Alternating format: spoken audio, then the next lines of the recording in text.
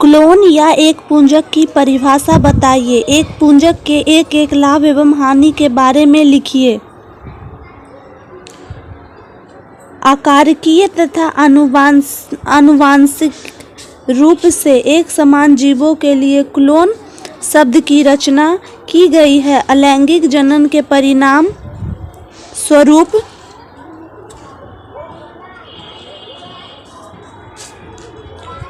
जो संतति उत्पन्न होती है वह केवल एक दूसरे के स्वरूप ही नहीं बल्कि अपने जनक के आनुवंशिक रूप से भी समान होती है। इसलिए अलैंगिक जनन द्वारा उत्पन्न संतति को क्लोन कहा गया है।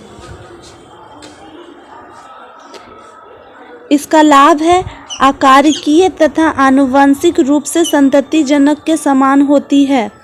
हानि है आनुवंशिक में विभिन्नताएं उत्पन्न नहीं होती है। एड्स के 2 लक्षणों की विवेचना करें। पहला लक्षण है बार बार पेट खराब होना, दूसरा है शरीर का वजन कम जाना। न्यूक्लियोसाइड एवं न्यूक्लियोटाइड में क्या अंतर है? न्यूक्लियोसाइड और न्यूक्लियोटाइड में निम्नलिखित अंतर है।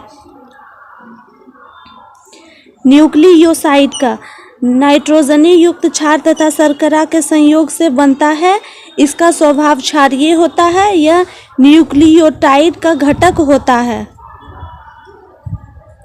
न्यूक्लियोटाइड यह नाइट्रोजनी युक्त क्षार शर्करा तथा फॉस्फेट के संयोग से बनता है।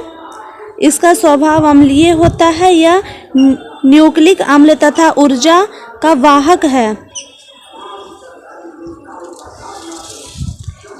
टीकाकरण क्या है? 2 पंक्तियों में उत्तर दे।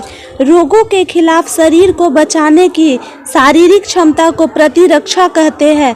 माँ के दूध शैशव काल में नवजात शिशु के लिए अत्यंत महत्वपूर्ण है क्योंकि यह उससे रोगों से लड़ने से रक्षा करता है।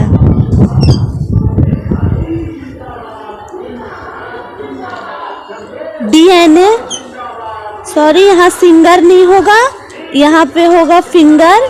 डीएनए फिंगर अभिलेख के 2 उपयोग लिखे।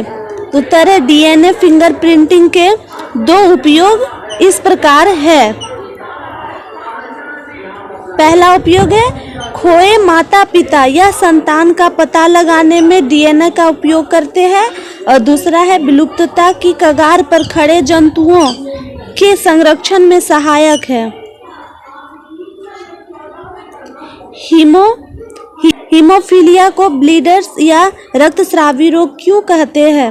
हीमोफीलिया एक आनुवांशिक रोग है जिसमें शरीर के किसी भाग में कट जाने से रक्त निकलने लगता है और अगर रक्त नहीं रुकता है यानी कि रक्त का लगातार बहना और नहीं जमना ही हीमोफीलिया रोग या रक्तस्रावी रोग कहलाता है। रेस्ट्रिक्शन एंडोन्यूक्लियेज क्या है?